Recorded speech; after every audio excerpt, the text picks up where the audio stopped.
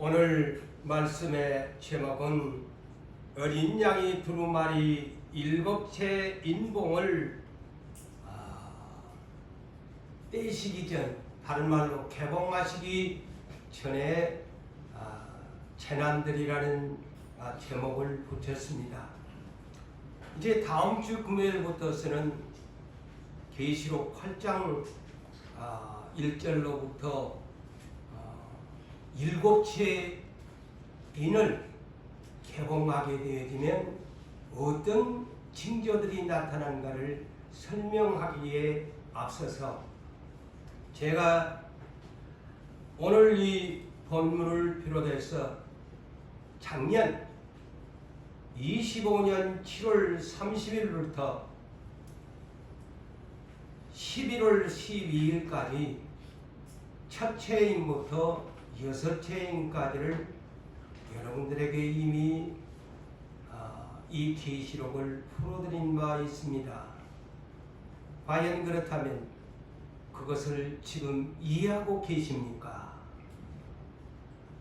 일곱째 인을 들어가기에 앞서서 그동안에 제가 어린 양의 새 나라는 어떤 것일까를 21번에 걸쳐서 제목을 가지고 말씀을 드렸는데, 다시 복습하는 의미로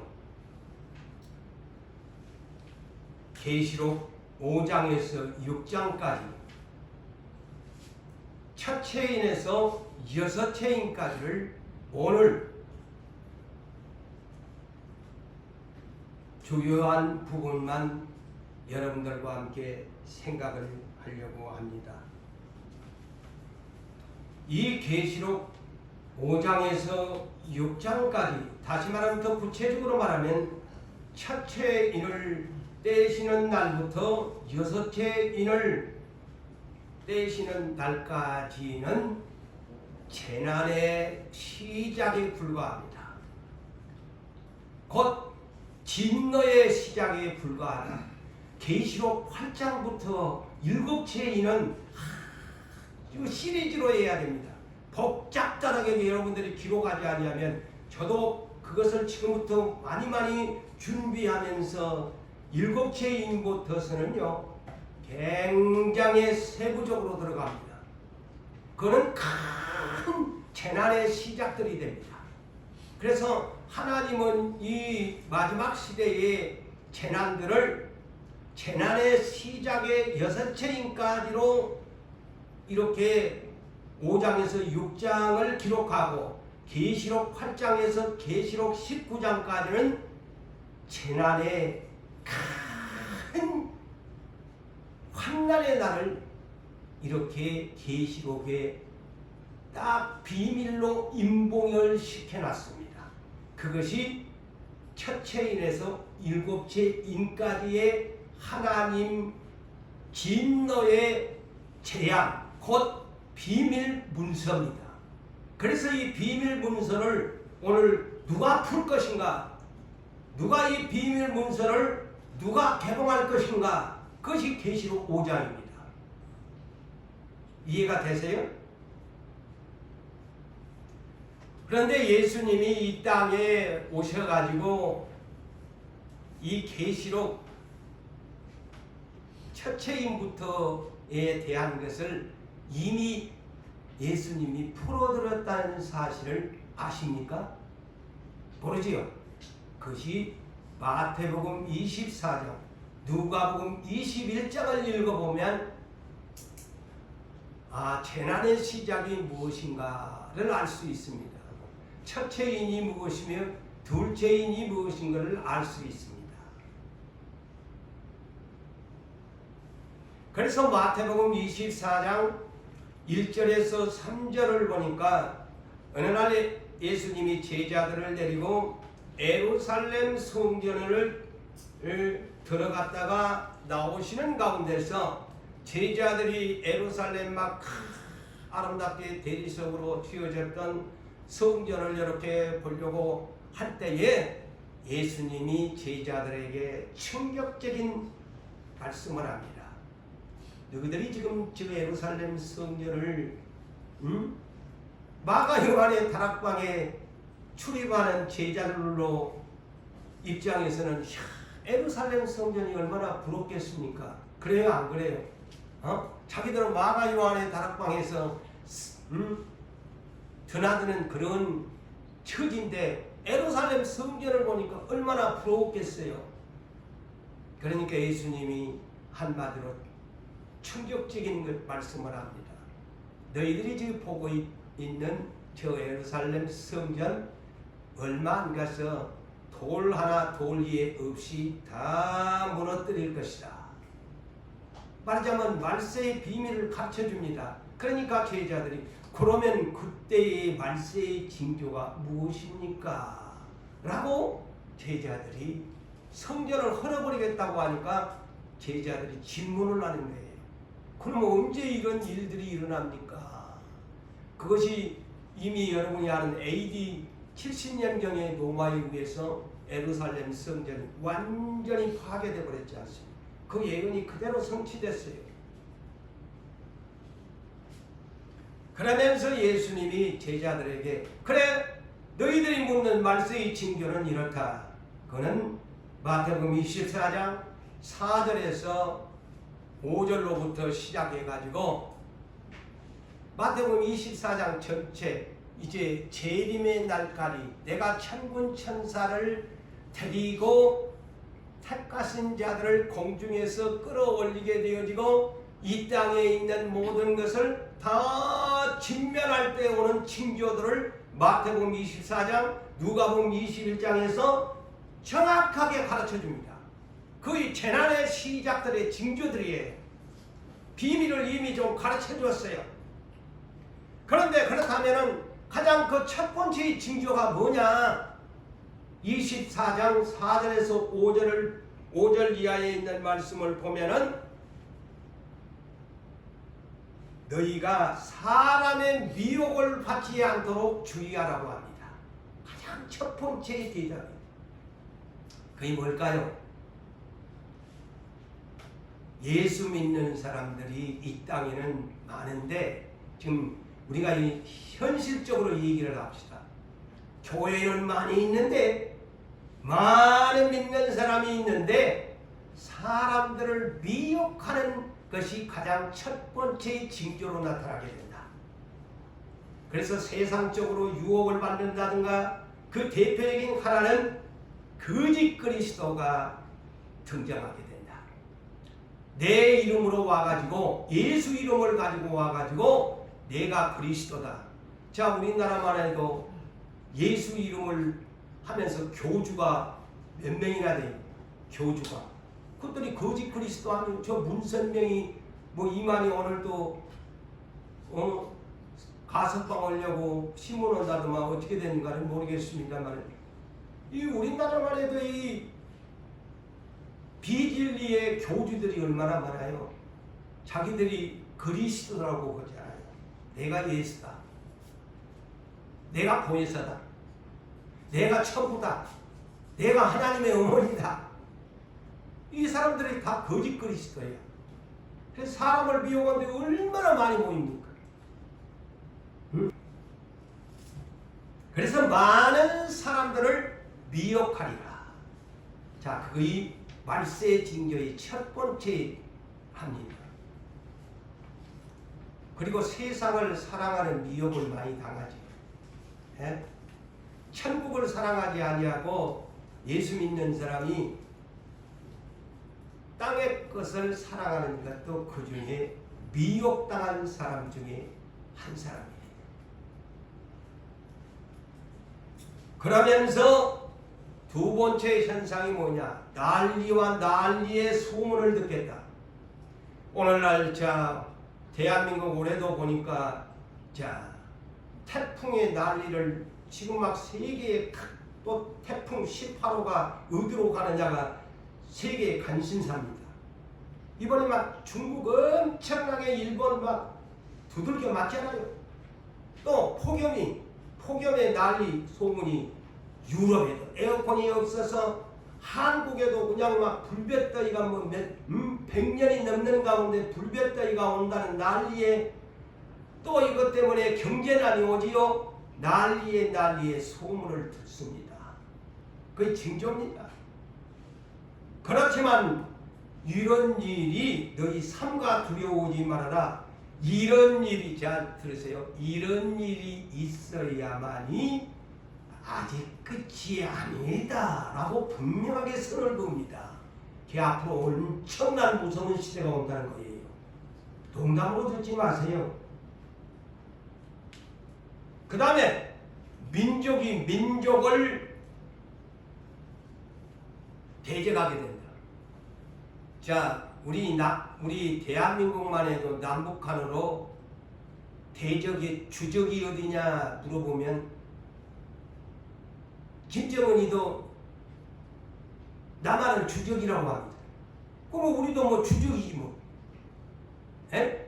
우리만 저 세계 다른 나라 갈 필요 없이 대한민국만 보더라도 남북이 갈라져 가지고 한 민족인데 한 민족인데 민족이 민족을 남북으로 분단돼 있잖아요. 이거 예사로 생각하면 안 돼. 통일 절대로 안 됩니다, 여러분. 오늘날 많은 기독교에서 기도를 합니다만 그러다 보니까 남북으로 갈라다 보니까 이념의 갈등에 사로잡혀 있어요. 이 남북이 오다 보니까 이념의 갈등에 이 대한민국을 보더라도 얼마나 이념이 다른 사람들이 많아요. 맞아요, 안 맞아요? 사상이 다른 사람들이 많지요. 그런데 이런 문제들을 예수님이 마태복음 12장 25절에 예언을 했습니다. 분쟁하는 나라마다, 분쟁하는 동네마다, 분쟁하는 집마다 망한다. 예수님이 예언했어요. 망해요, 나중에. 쌈박지는. 그게 예수님의 답이거든요. 분쟁하는 나라, 분쟁하는 동네, 분쟁하는 집구석, 분쟁하는 기업 망합니다. 그리고 나라가 나라를 대적하게 된다. 지금 그 예수님의 말씀의 징조, 나라가 지금 나라를 대적했는데, 자, 지금 러시아와 지난날의 소비에트 연방 아닙니까? 이 나라가 러시아의 이름을 바꿔가지고 지금 우크라이나 이 전쟁 보세요. 끝나지를 않습니다. 여기에 누가 동조하고 있나? 우리의 주적이 되는 저 북한군이 5만 명을 파병한다는 전쟁을 가서 연습한다는 거예요. 충격적인 뉴스입니다. 지금 우리나라 보수 측에서는요, 우리나라는 이렇게 군인이 기강이 빠져가지고 있는데 저거는 5만 명을 전쟁터에 가서 푸틴과 연합을 해가지고 한다. 앞으로 전쟁이 터지면 누가 유리하냐? 전쟁 경험한 북한이 유리하다는 겁니다. 몰라요. 근데 사람들이 이것을 시대에 다가오는 이것을 몰라요. 이념 때문에. 무조건 그냥 하나님이 지켜준다는 거죠. 아니 이스라엘을 뭐 포로로 끌려가고 망하게 한 거 누가 했는데 하나님이 하는데. 어리석게 그렇게 하나님을 믿으면 안 돼. 믿음이라는 거지. 말 안 듣면 기독교가 썩어 빠지면 하나님 쎄러 공산주의로 만들어 버립니다.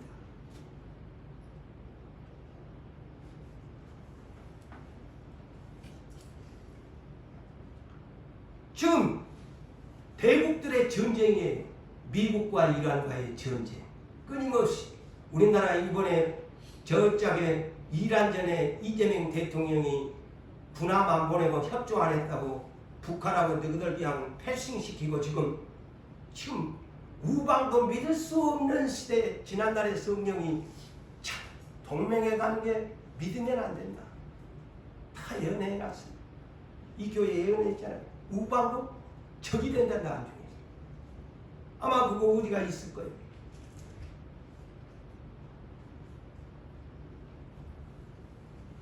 그러니 이것 때문에 유럽을 비롯해서 동맹국들이 마음이 조여지고, 우리나라 지금 그거 안 해줬다고 이번에 한민훈련도 그냥 완전히 축소를 시켜버리잖아요. 말 안 듣고.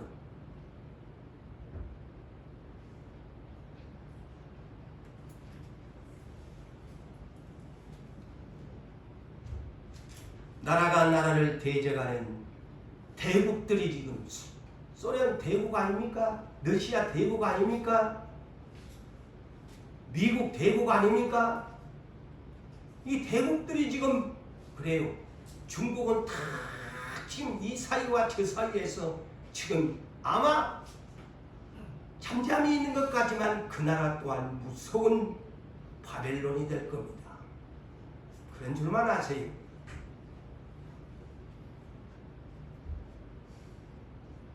그 다음에 다른 말세의 징조는 예수님이 말하지 않은 기근과 지진이 있게 될 것이다. 기근. 이런 폭염주의보 이런 현상이 뭔 줄 압니까? 앞으로 이렇게 오래되면 기근이 온다. 비가 한 방울이 오면 채소가 됩니까? 과일이 됩니까? 곡식 다 타서 죽고 맙니다. 이거 기근의 지금 징조들이에요. 요새 지진 안 일어납니까? 남미 쪽에 베네수엘라가 하니까 그 옆에 동네 콜롬비아가 지진이 나고 막 일본에서 지진이 나고 막 어디 네팔에서 지진이 나고 지금 6대6에 돌아가면서 지진이 그냥 큰 지진들이 일어나더만요. 성경에 예언했잖아요. 누가복음 21장 11절에는 큰 지진이라고 했어요. 누가는. 그리고 전염병. 누가는 전염병이 말세에 있다. 자, 온 세계 코로나 한번 경험했잖아요. 6년 동안. 대코로나의 전염병이 한번 세상말로 시급당했습니다. 또 언제 묻던 전염병이 백신도 없는 전염병이 그냥 사람한테 올란지 누가 알아. 하나님이 보내버리면 아무리 의술이 발달해도 다 죽여버립니다. 이따 제 뒤에 있는 것을 들어보면 아 그렇구나 알게 됩니다. 자, 오늘 본문으로 돌아갑시다. 5장 1절에서 14절. 자, 이것은 예수님이 승천하시고 부활 승천하시고 난 후의 사건을 사도 요한이 환상으로 본 것을 기록한 내용입니다. 요 문제는 언제까? 예수님이 부활 승천하시고 우편 보좌에 앉아 계신 어느 날 이루어진 사건입니다. 여기에는 언제냐? 그것은 알 수 없지만 이미 이것은 이루어진 사건으로 저는 봅니다. 천상 보좌에 하나님 아버지가 계시는데 이것을 이제 하나님 아버지가 아들한테 물려줄 권세와 이 땅에 내려질 모든 재앙과 진노들에 대한 비밀 문서를 하나님이 가지고 계십니다. 누가? 아버지 하나님이 비밀 문서를 가지고 있는 그 비밀 문서가 뭐냐? 축복의 비밀 문서가 아니고 진노와 재앙들의 비밀 문서입니다. 그게 겁나지.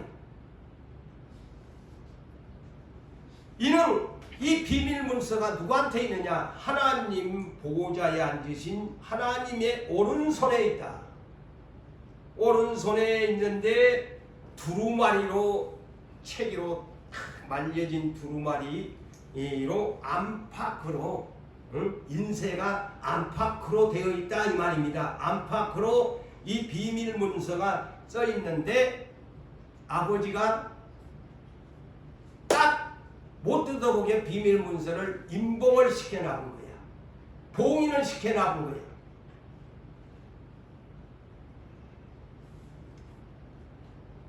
그래서 이것을 본 천사가 어휴 누가 이것을 이 비밀 문서 7봉인을 뜯을 사람이 땅에도 없고 하늘에도 없고 바다에도 없고 능히 이것을 아버지 오른손에 있는 비밀 문서를 펴가지고 말려진 비밀 문서를 펴가지고 보거나 할 사람이 아무도 없다 이라니까 사도 요한이 너무 슬퍼서 울었어요. 환상 가운데 세상에 어떻게 이렇게 풀 사람이 없나.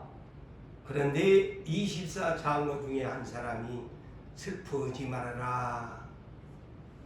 한 사람이 있다. 누구냐? 다윗의 뿌리. 다윗의 뿌리. 죽었다가 살아난 그루터기. 새순이 난 그루터기가 세상을 이겼다. 그분만이 세상을 이긴 자이기 때문에 이긴 자에게 비밀 문서를 그 인봉을 풀 수 있는 자격증을 얻었다. 응? 보세요. 이겨야만이 하나님 앞에 상을 받는다니까. 보상을 받는다니까.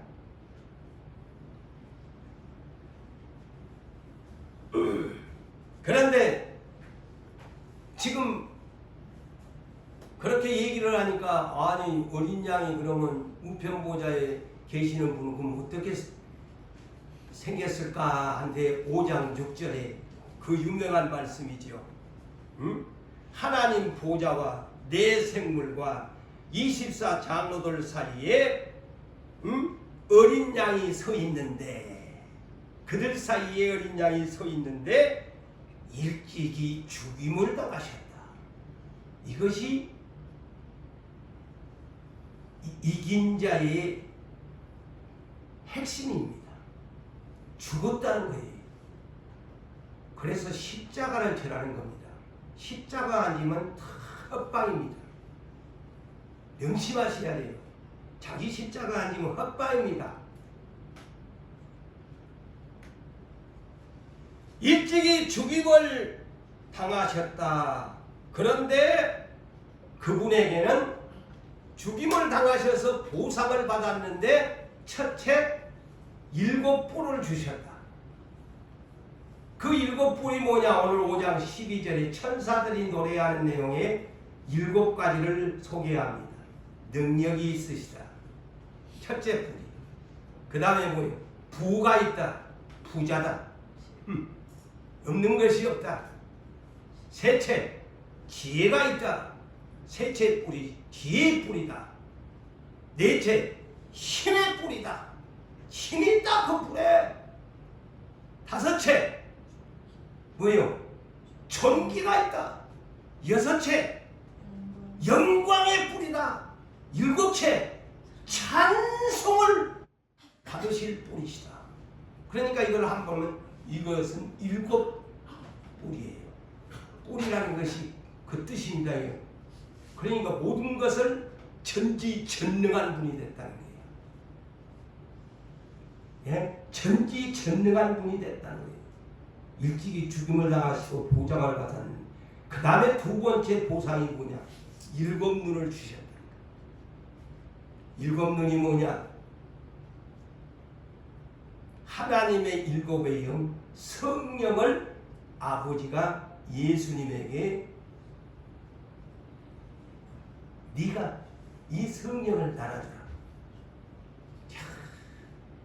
그래서 성령은 언제나 예수를 위해서 존재하는 진리의 영이십니다. 아세요? 그래서 예수님이 요한복음 14장 16절에 나는 올라간다. 네 다른 보혜사를 아버지께 구해가지고 네한테 줄게. 보세요. 고난이 성령을 부어주신 고난이 누구에게 있어요? 예수님이 아버지께 이임받아가지고 예수님이 부어준 거예요. 그래서 저도 지난 그 전에 환상을 봤을 때도 예수님이 저에게 안수를 2번씩이나 머리에 가니까 막 성령이 막 충만해지는 거예요. 네? 제가 40년 전에 그랬다니까요. 오직 성령을 부어주시는 주권자는 아버지 하나님께 받은 일곱의 눈, 예수가 일곱의 눈을 가졌다는 거예요. 땅에 보내심을 받은 일곱의 눈. 자, 일찍이 죽임을 당하셨는데 언제? 2000년 전에 예수님이, 자, 사건으로 거슬러 가니까 언제 예수님이 일찍이 죽으셨을까? 2000년 전에 초림 시대 때 오셔가지고 지금 그분은 2000년이 흐르도록 우편 보좌에 7분을 가지시고 7눈을 가지시고 올 때를 기다리신다.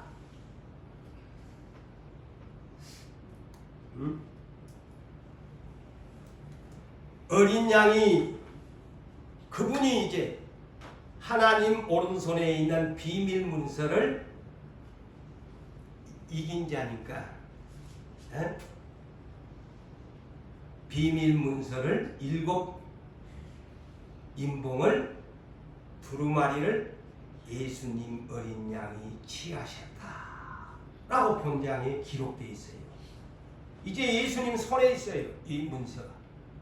네? 아버지 손에서 이제 이 비밀 문서 재앙, 진노의 날부터 마지막 재림의 심판까지 예수님 손 안에 있다는 거예요. 하나님 오른손에서 예수님 손으로 넘어온 거예요. 자, 이날 오늘 본문을 보니까 천국에 예수님 때문에, 어린 양 때문에 잔치가 열리는데 2번 열려요. 계시록을 보니까. 여러분 기억해 놓으세요. 첫 번째 잔치가 오늘 이 자리, 이 본문의 자리입니다. 기억해 놓으세요. 천상에서 예수님 때문에 잔치가 하는 경축의 날이 언제냐? 아버지 하나님의 오른손에서 두루마기를 취하신 날입니다. 응? 그 다음에 2번째 어린 양 경축의 날이 언제일까요? 다 시작과 끝이 있어요. 계시록 19장 적어놓으세요. 19장 재림의 날이 확정되는, 이제 기약이 됐다. 혼인잔치할 날이 왔다. 천상에서 경축이 이루어집니다. 그래서 어린 양의 경축의 날은 7 봉인을 취하시는 비밀 문서를 받는 날이 천상에서의 경축의 날이었고, 예수님이 이제 재림의 날 혼인잔치를 벌일 날이 천상에서 2번째의 경축의 날이다. 상식적으로 이 계시록을 기억해 주세요. 천상에서 그렇게 막 경축하는 날입니다. 근데 땅에서는 모르지. 안 보이니까 몰라. 자, 그런데 오늘 본문에 예수님에게 2000년 전 일찍이 죽임을 당하시고 그 보상으로 하나님 아버지 오른손에 있는 비밀 문서 7 인봉의 두루마기를 받는 이 경축의 날, 어떤 광경인가를 본문에 자세히 나와 있네요. 자, 내 생물과 24장로가 어린 양에게 엎드려 경배합니다. 그러니 최고의 날이죠. 7의 이 두루마기를 아버지의 오른손에서 이 어린 양이 받는 날, 내 생물이 뭡니까? 6개 달린 수랍천사들이죠. 사람의 모양, 송아지 모양, 독수리 모양, 사자 모양을 한 이 하나님 보좌 곁에 날개 6개나 달린 천사들하고 24장로가 어린 양에게 엎드려 가지고, 여기에 천상에서도 대표 기도와 대표 찬송이 있습니다. 내가 이 보니까 오늘날 교회에서 뭐 대표 기도가, 제가 이번에 어떤 기독교 TV를 보는데요, 우리나라만 대표 기도를 한대요. 서양에서는 예배 때 대표 기도 안 한대요. 몰랐지요? 나도 이번에서 알았어. 세계 국적을 보니까. 근데 기독교 방송을 보니까 우리나라만 대표 기도를 한대요. 근데 여기에 보니까 맞아, 이 성경적이야. 자, 24장로가 누구야? 자, 이들이 검은 고를, 자, 이 하나님 앞에 이 어린 양에게 경배를 드리는데 검은 고를, 천상의 악기를, 쉽게 얘기하는 상징적으로 검은 고라고 했는데 천상의 악기와 향이 가득한 금대접을 가졌으니 이 향은 뭐냐? 성도들의 기도들이라. 그러니까 내 생물과 24장로가 천상의 악기를 연주하면서 예수님에게 지상의 교회에서 하나님 앞에 올려진 기도를 받아가지고 하나님 어린 양에게 올린 거야. 이게 대표 기도지. 맞아요, 안 맞아? 맞더라고. 그 다음에 우리가 예배 때마다 대표 찬송 불러요, 안 해요? 요새 하잖아, 우리 교회. 응? 기간별로 참 나오고. 그런데 여기에 보니까, 예? 노래를 불러요. 새 노래를 이 사람들이 대표 찬송을 해요. 응? 자, 이 대표 찬송 거잖아요. 24장로들이. 어? 이 천상에서도 이렇게 대표적으로 하는구나. 내가 이 뒤늦게 발견한 거야. 자꾸 이제 계시록을 보면 볼수록 막 비껴지는 거야. 알게 되는 거야. 그러면서 뭐라고 해요? 두루마리를 떼시기에 합당하도다. 그러면서 일찍이 죽임을 당하신 하면서 막 대표 새 노래로 대표 찬송을 그들 앞에서 불러드는 거야. 그러면서 족속과 방언과 온 이 말은 세계의 각국에 있는 족속과 방언과 백성과 나라 가운데서 사람들을 피로 사서 하나님께 드리시고 그들을 우리 하나님 앞에서 거룩한 나라와 제사장을 삼으셨으니 그들이 왕노릇하리로다. 그래서 오늘날 베드로전서 2장 9절에 예수님 때문에 우리는 택하신 족속, 왕같은 제사장, 거룩한 나라, 하나님의 소유된 백성이다. 그렇게 된 것이다. 응? 그래, 내 생물들과 이 장로들이 새 노래를 부르면서 그렇게 노래를 찬양하잖아요. 그 노래 속에 이게 노래 가사야. 새 노래를 불렀다.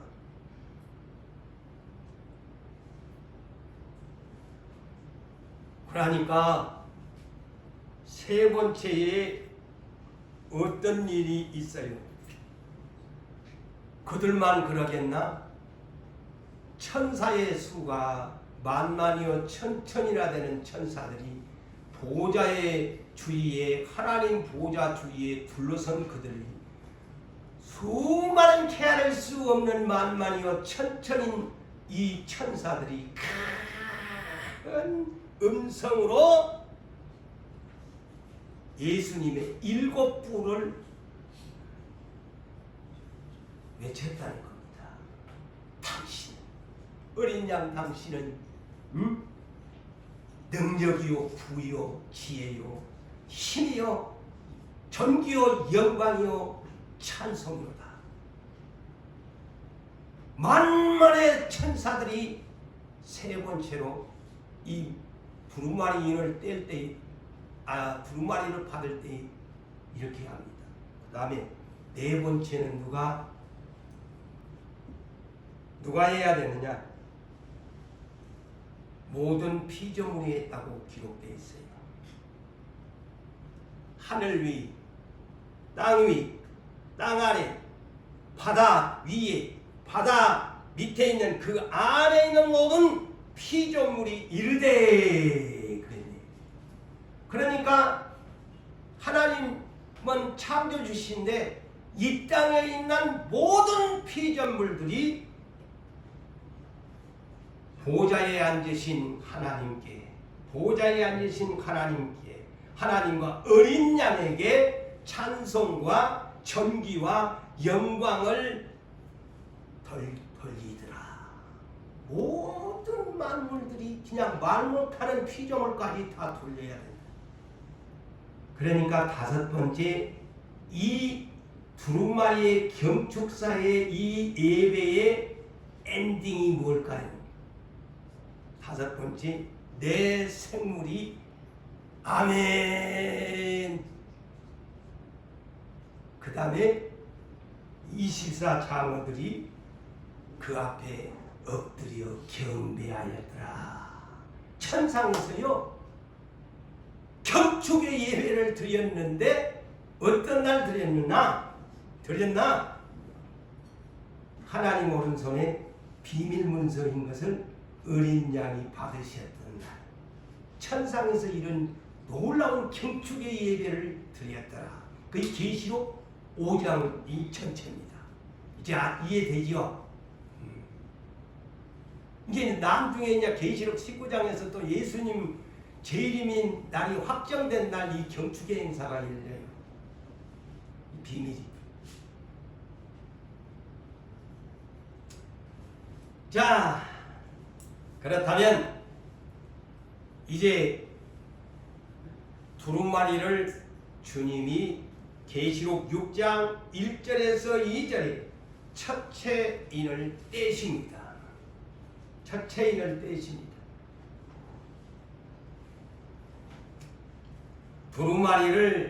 두루마리 첫째 인을 떼니까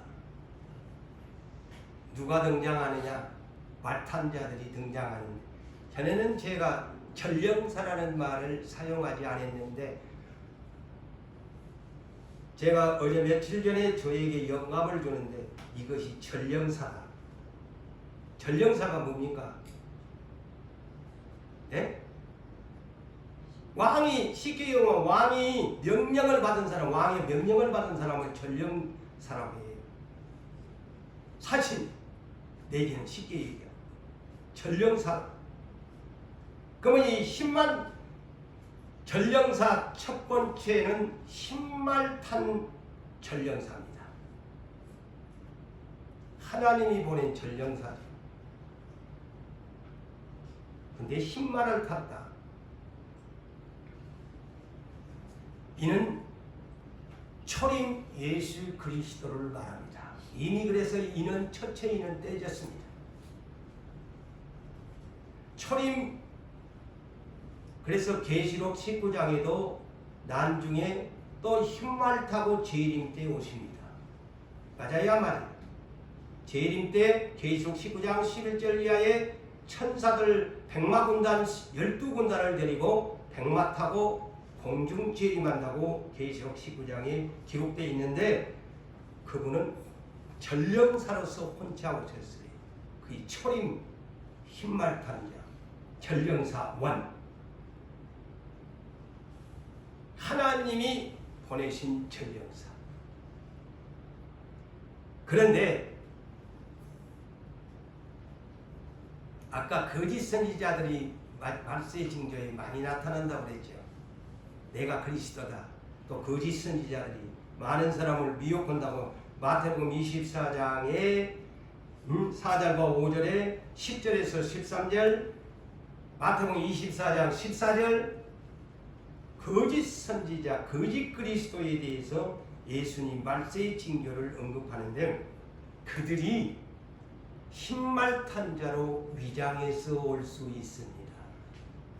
그걸 그렇게 볼 수 있어요. 잘못 해석하면. 그들도 흰말 탄 자로 과장을 합니다. 내가 그리스도다. 또 그를 따르는 거짓 선지자들이 또 그렇게 흰말을 탄 선지자처럼 가장을 합니다. 그런데 이 흰말 탄 자가 활을 가졌다 그랬어요. 활을 가졌다. 계시록 6장 1절과 2절을 지금 제가 해석합니다. 활을 가졌다. 그런데 여기에 활은 무슨 활이냐? 진리의 화살입니다. 전령사원 예수 그리스도 초림 예수가 진리의 화살을 가지고 오셨다. 자, 화살을 시편 90편을 보면은 지난날의 성경에서는 화살과 같이 빠르게 인생이 지나간다 그렇게 표현했지요. 예? 그렇게 표현을 했어요. 화살은 신속하게 날아가면 오늘날로 말할 것 같으면 총알이죠. 총알이죠. 엄청 빠르게 날아가죠.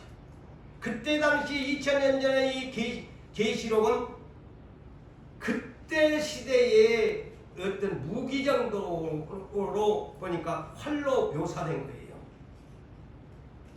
그래서 이거는 진리의 화살이다. 세계 복음화를 위해서 흰말 탄자가 세계 복음화를 위해서 진리의 화살을 가지고 오셨다. 신속하게 빠르게 세계 복음화를 위해서. 그런데 저한테 주는 이 영감이 뭘까요? 다니엘서 12장 4절을 저에게 주셨어요. 자, 다니엘이 말세에 대한 미가엘 천사장이 군단 12군단을 이끌고 마지막 때를 심판하는 군주로서 오시게 되는 환상을 보게 되면서 다니엘 선지자에게 구약시대의 선지자인데 다니엘서 12장 4절에 이런 말씀이 있습니다. 다니엘아 마지막 이 일을 간수하고 봉함하고 있어라. 자, 계시록에 대한 얘기입니다. 봉함하라고 합니다. 그 비밀 문서 뜯으면 안 된다. 너는 받지만 말하지 마라. 마지막 날까지. 그런데 무슨 말이냐? 근데 지금 언제까지 이것을 봉해야 되느냐? 많은 사람이 빨리 왕래하여 지식이 더하리라. 이 말이 뭘까요? 예수의 복음이 예수를 아는 지식이 화살과 같이 말탄자의 세계 복음화의 이 소식이 쏜살과 같이 화살과 같이 세계 복음화의 예수를 아는 지식이 더하여진 날 예수는 오신다 이 얘기입니다. 자, 이해됩니까? 다니엘 12장 4절. 그렇구나. 지식이 그러니 오늘날 왜 우리 교회 성령의 소리센터 세우라고 그랬어요? 걸어가는 시대가 아니다. 걸어가는 시대가 아니다. 전파 시대다. 이 활은 전파입니다. 방송 전파입니다. 화살과 같이 흰말 탄 자의 소식. 그래서 마태복음 24장 14절에 복음이 온 세상에 전파되면 세상의 끝이 오리라. 그렇게 결론을 예수님이 마태복음 24장에서 징조에 대한 것을 그렇게 말씀합니다. 그런데 예수님이 여기에 흰말 탄 자가 활을 가졌고 그 다음에 면류관을 받고 이기고 나아가서 자, 예수님이 면류관을 받았어요? 안 받았어요? 면류관 받았지. 그는 육적으로는 유대인의 왕처럼 오셨지만 예수님은 면류관을 이긴 자로서 받으셨어요. 계시록 14장 14절 금면류관을 흰 구름 위에 앉아 쓰셨더라. 계시록 19장 12절에는 많은 면류관을 머리에 쓰셨더라. 맞네. 예수님 면류관을 받으셨어요. 근데 네 번째 또 이기려고 하더라. 이 말이 뭘까? 또 이기려고 면류관을 받고 활을 가진 분이 또 이기려고 하더라. 이 말은 제가 이미 계시록을 해갈 때 3단계로 첫 단계는 예수님이 오셨던 것이고 흰말 탄자로 오셨지만 더 앞으로 이제 그러면 세 가지로 제가 얘기했잖아요. 첫째, 지구의 멸망의 권세를 이임받았다. 그걸 이기려고 하는 겁니다. 마지막 면류관을 받으신 두 번째는 천년 왕권, 세 번째는 백보자의 심판, 둘째 사망, 다음 모조리 심판해버리고 다 이겨버리고 마지막 제가 고린도전서 15장에 대한 얘기를 했지요. 천년이 끝나고 백보자의 심판을 마귀까지 짐승까지 거짓 선지자까지 유황불에다가 다 던져놓고 아버지 내 임무 끝났습니다. 아버지 두루마리 손에서 받았던 인봉이 다 끝났습니다. 받으시옵소서. 제가 반환한다고 이미 가르쳐 주었죠. 그거 그대로 믿으세요. 성령님이 이 모든 것들을 이렇게 저한테 가르쳐 줘서 제가 이렇게 여러분들한테 소개하는 거예요. 그 다음에 이제 계시록 6장 3절에서 4절에 전령사 2 붉은 말 탄 자.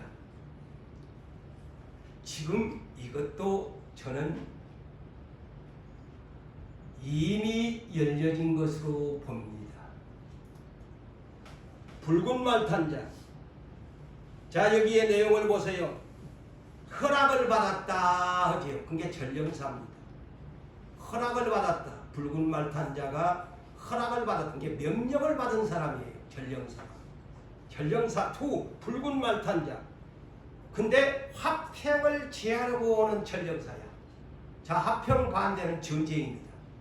맞아요, 한마디. 화평 반대는 전쟁입니다. 붉은 말은 붉은 피, 사람을 죽이는 피입니다. 응? 그런데 큰 칼을 받았더라. 자, 그때 당시 2000년 전에 사도 요한이 본 것은 큰 칼이야. 근데 오늘날 현대적으로 말할 것 같으면 이거는 살상무기다.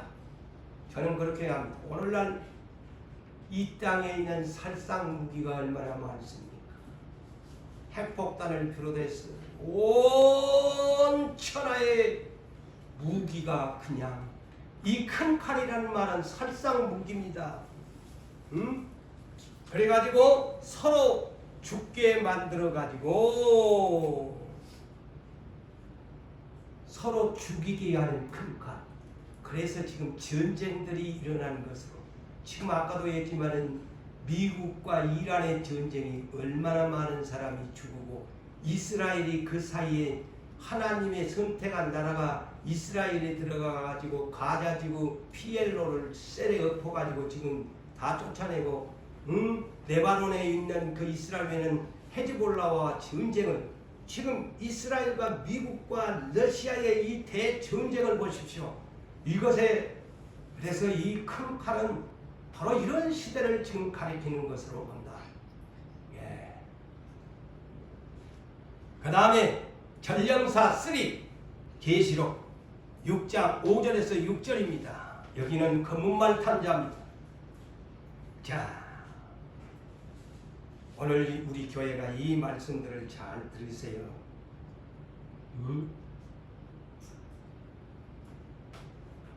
검은말 탄자가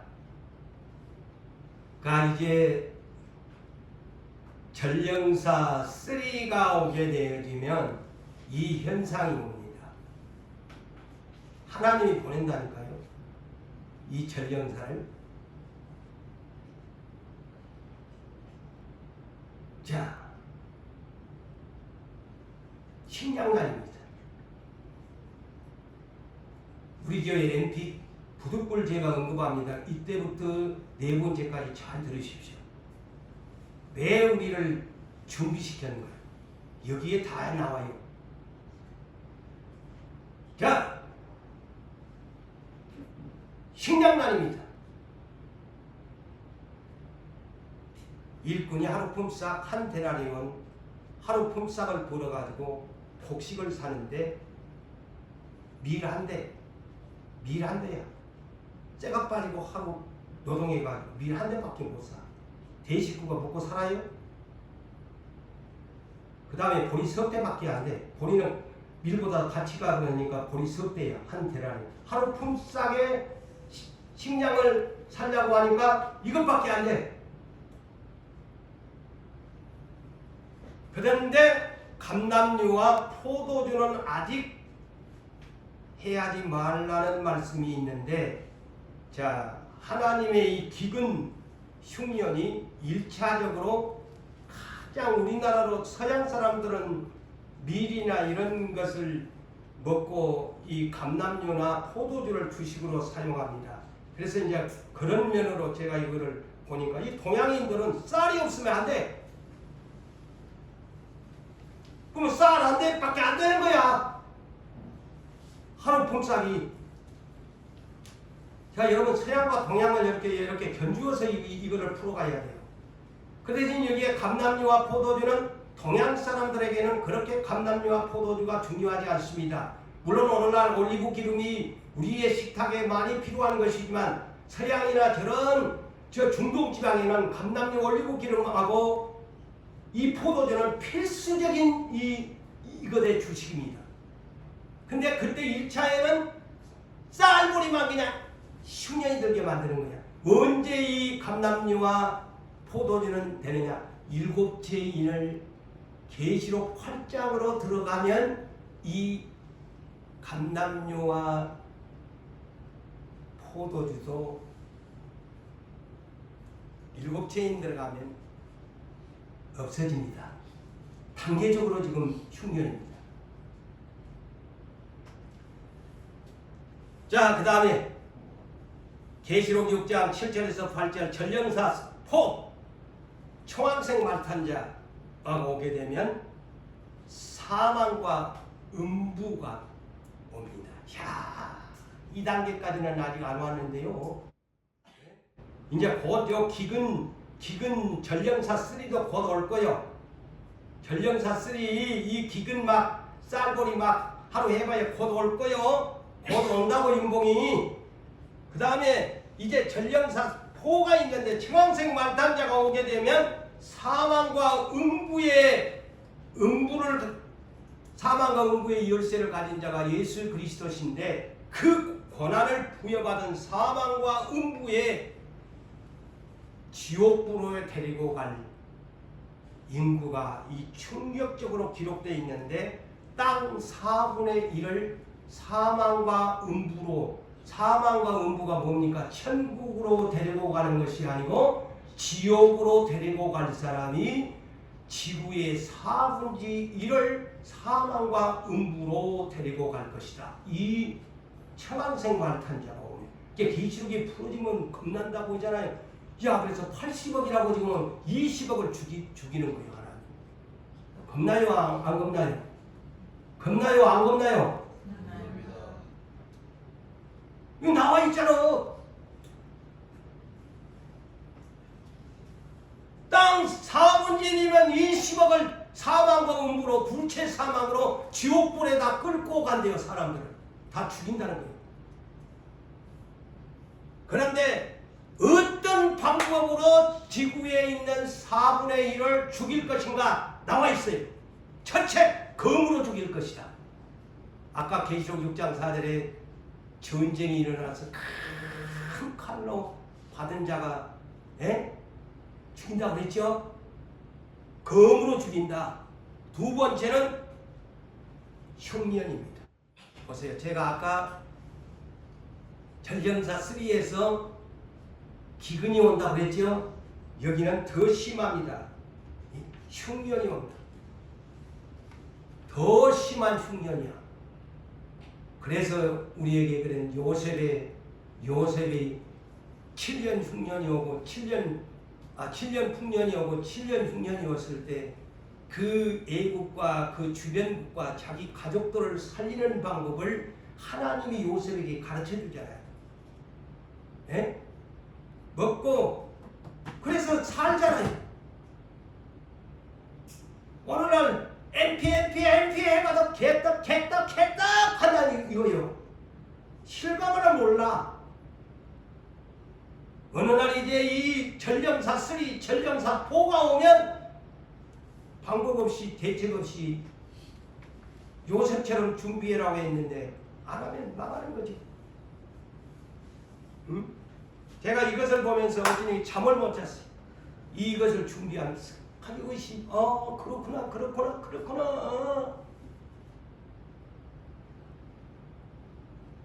그 다음에 계시록 6장 9절에서 11절 다섯째 인봉. 이것은 순교자들이 때가 가까운 걸 알면서 우리 원한 언제 풀어줄랍니까? 천상에 있는 순교자들의 영혼에게 조금만 참아라. 흰 두루마기를 흰 옷을 입혀주면서 자, 다 됐다. 조금만 몇 사람들이 죽어야 할 사람들이 동료들이 있으니까 그 수만 차면은 너희에게 원한을 갚아줄게. 다섯째 인봉이 오픈되면 그렇게 된대. 그 다음에 여섯 번째, 이제 마지막입니다. 여섯 번째 계시록 6장 12절에서 17절 여섯째 인봉이 열려지는 날 대표적인 것이 큰 지진입니다. 요사이 우리나라는 지진이 안 일어나니까 막 지난달에 한번 경주 포항 사건 때문에 한번 우리나라 사람들 좀 시급했잖아요. 부산까지도 시급했잖아요. 응? 큰 지진이 납니다. 누가복음 21장 11절에 말세의 징조에 누가는 큰 지진과 기근과 전염병이라 이렇게 했어요. 근데 마태는 그냥 기근과 지진이다 이렇게 말했는데 누가가 더 구체적으로 그거를 받아 적은 것 같아요. 성령의 감동으로. 큰 지진이 나는데 얼마나 큰 지진이 나느냐. 천지가 진동된다. 여섯째 인봉이 열려지면 천지가 진동되는데 어디다가 비유를 했느냐. 계시록 6장 13절 제가 금요일날 했죠. 하늘에 이렇게 비유를 해. 하늘의 별들이 무화과나무가 설익은 것 같이 우수수수 다 떨어져 버리더라. 이게 큰 지진 때 그렇게 난대. 응? 주의 종들도 하나님의 백성들도 이때가 되면요 깨어있지 못한 사람들, 세상에 미혹된 주의 종들, 세상에 미혹된 땅의 것에 집착하는 사람들 이때 되면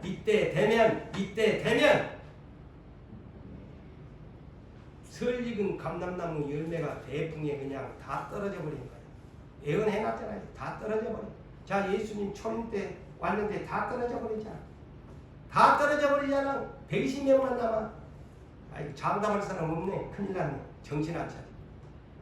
그러니까 이런 현상이 오니까 막 세상에 있는 높은 관직에 있는 사람들이나 왕이나 장군이나 막 빈부 기천망언하고 큰 지진으로 그냥 막 천지를 막 뒤흔들어 보니까 막 어디 숨을 데가 없나, 산으로 도망갈까, 바위쪽으로 들어갈까. 그 성경에 그래놨다니까. 어디 가서 숨을 거, 어디 가서 도망가자. 그 내용이 그대로 기록되어 있는 거야. 그러면서 여섯째 인봉의 마지막 17절을 띄워 주세요. 다 같이 시작 읽어보세요. 다 시작. 그들의 진노에 큰 날이 이르렀으니 누가 능히 서리요 하더라. 자, 여섯째 인봉까지 이제 임기 재난의 시작이야. 이제 일곱째 인이 개봉되면요. 전에 내가 했잖아. 일곱째 인이 열려지면요. 간단하지 않습니다. 일곱째 천사 낙발의 제약, 일곱 대접의 제약, 14가지의 재앙들이 일곱째 인봉에서는 대기. 그것이 오늘 계시록 6장 17절에 큰 진노의 날이 여섯째 인봉 끝난 후에 기다리고 있다는 내용입니다. 무섭죠? 이제 계시록 8장에 들어가 보면 이제 본격적으로 그게 드러납니다. 그러니까 6장 17절에 결론을 냈잖아요. 이 무서운 큰 진노의 날이 이르렀습니다. 지금까지는 재난의 시작에 불과합니다.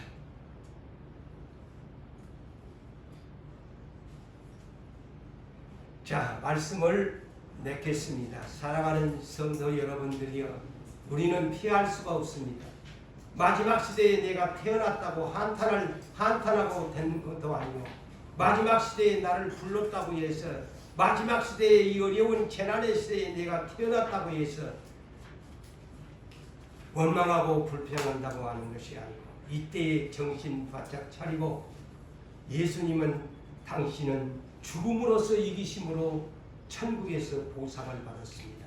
그래서 믿음으로 마지막 시대에 태어나고 우리에게 주어진 사명, 이제 어느 정도 알았으면은 정신 바짝 차리고 성령의 충만함 받아서 하나님께로 돌아오는 사람은 하나님이 책임져 줍니다. 하나님이 책임져 줘요. 두려워 떨 필요도 없어요. 내가 살든지 죽든지 순교를 당하든지 아니면 어떻게든 피할 길을 주시든가 천국으로 데려갈 것이니까, 짐승의 시대까지 우리가 살아야 할 것인가, 아니면 그 앞에 갈 것인가, 그것은 하나님 뜻 안에 있습니다. 모두 다 믿음으로 이기시고 승리하는 여러분 되시기를 주의 이름으로 축복합니다.